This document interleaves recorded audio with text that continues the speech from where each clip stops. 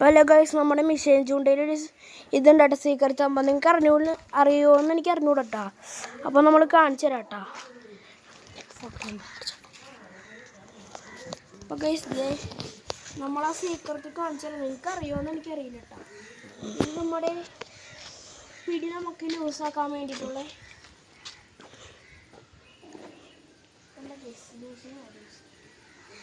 Guys. ഇത് നമ്മുടെ ഈ ലോക്കൊക്കെ വെക്കാൻ പറ്റുന്നത്. ലോക്കായി ഗൈസ്, ലോക്കായി ഗൈസ്. അതിനുള്ള ലോക്കായി.